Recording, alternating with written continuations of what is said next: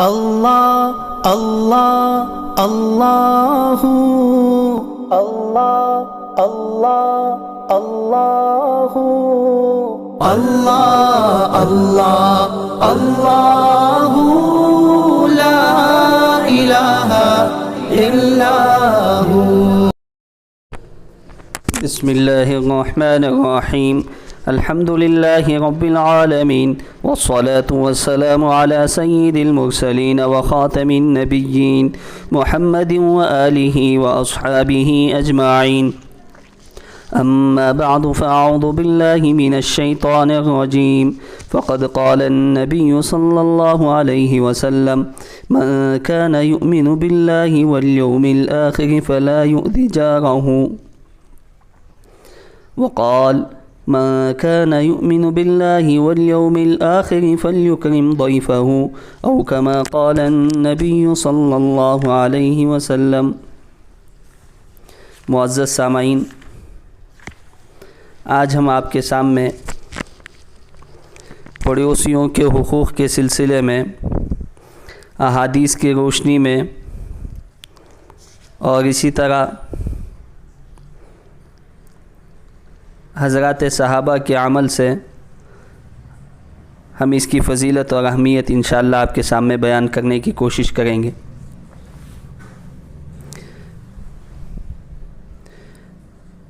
پڑوسی کی 3 قسمیں ہیں۔ ایک وہ پڑوسی جن کے لیے 3 طریقے سے حقوق ثابت ہیں، اور اس میں 3 قسم کے تعلقات موجود ہوتے ہیں۔ پہلا ذو رحم محرم، یعنی رشتہ دار بھی ہو پڑوسی، دوسرا مسلمان ہو، تیسرا پڑوسی بھی ہو۔ 3 طریقے سے اس کا حق ثابت ہوتا ہے۔ 2 حقوق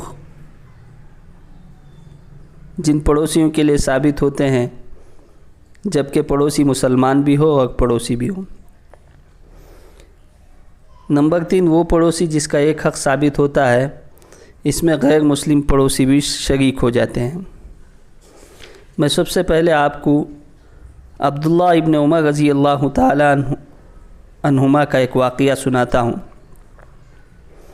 عام طور سے ہمارے ملک ہندوستان میں ہمارے برادران وطن بھی ہمارے پڑوس میں رہتے ہیں، ہم ان کے پڑوس میں رہتے ہیں۔ عبداللہ ابن عمر رضی اللہ تعالیٰ عنہما کا معمول یہ تھا، جب بھی ان کے ہاں کوئی بکری وغیرہ ذبح کی جاتی تو حضرت عبداللہ ابن عمر پوچھا کرتے تھے کہ ہمارے یہودی پڑوسی کے پاس تحفہ پہنچا ہے یا نہیں۔ چونکہ پڑوسی کا حق اللہ تعالیٰ نے مذہب سے نہیں جوڑا ہے، بالکل الگ تھلگ رکھا ہے۔ خواہ مسلمان ہو یا غیر مسلم ہو، ہر حال میں اس کا پڑوسی ہونے کی وجہ سے اس پر اس کا حق ہوتا ہے۔ لہٰذا ہمارے ملک ہندوستان میں ہر طرف سے برادران وطن، چاہے وہ ہندو ہو، سکھ ہو، عیسائی ہو، بدھسٹ ہو، جین ہو، جو بھی ہو، ان کا بھی خیال رکھنا چاہیے۔ اور اسی طرح اللہ کے نبی صلی اللہ علیہ وسلم نے ارشاد فرمایا، حضرت ابو ذر غفاری رضی اللہ تعالیٰ عنہ راوی ہیں، جب کھانے کی ہنڈیاں تیار کرو تو اس میں ذرا شوربہ زیادہ کرو تاکہ تم اپنے پڑوسیوں کے پاس بھی کچھ بھیج سکو۔ تو اس وجہ سے معزز سامعین اور محترم خواتین، پڑوسیوں کا ہم پر بہت زیادہ حق ہے۔ جو پڑوسی کا اکرام نہیں کرتا یا پڑوسی کو تکلیف پہنچاتا ہے، جناب محمد رسول اللہ صلی اللہ علیہ وسلم نے ارشاد فرمایا اس کا ایمان کامل نہیں ہے۔ کامل اللہ اور آخرت پر ایمان کی علامت یہ ہے کہ پڑوسی کو تکلیف نہ دے، پڑوسی کا اکرام کرے اور اسی طرح مہمان کا اکرام کرے۔ تو اس وجہ سے ان تمام چیزوں کا ہم تمام کو خیال رکھنا چاہیے۔ اور ایک جگہ تو فرمایا آپ علیہ السلام نے کہ دیکھو، اسی کی روشنی میں امام ابو حامد غزالی علیہ الرحمہ نے اپنی کتاب احیاء العلوم کے اندر یہ واقعہ نقل کیا ہے کہ تم اپنے گھر کی عمارت کو اتنی اونچی نہ کرو جس سے پڑوسی کا گھر ڈھک جائے اور اس کے گھر میں ہوا پہنچنے سے رکاوٹ بن جائے۔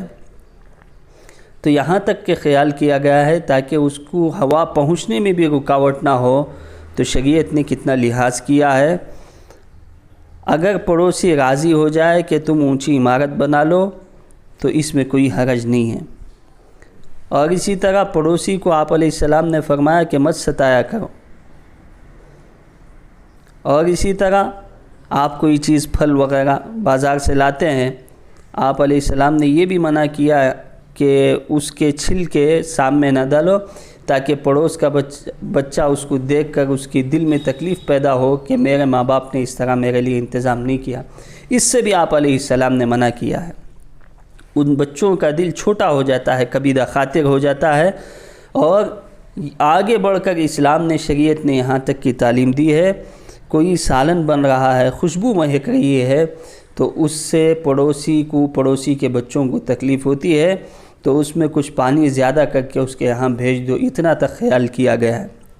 تو اس وجہ سے معزز سامعین، ہم تمام کو چاہیے کہ ہم اپنے پڑوسیوں کا خیال کریں، چاہے وہ مسلمان ہو، رشتہ دار ہو تو بہت زیادہ اس کے حقوق ہو جاتے ہیں، اگرچہ وہ مسلمان بھی نہ ہو، رشتہ دار بھی نہ ہو، تب بھی پڑوس ہونے کا حق یہ ہے کہ ہم اس پڑوسی کا اکرام کریں، احترام کریں، عزت سے پیش آئیں۔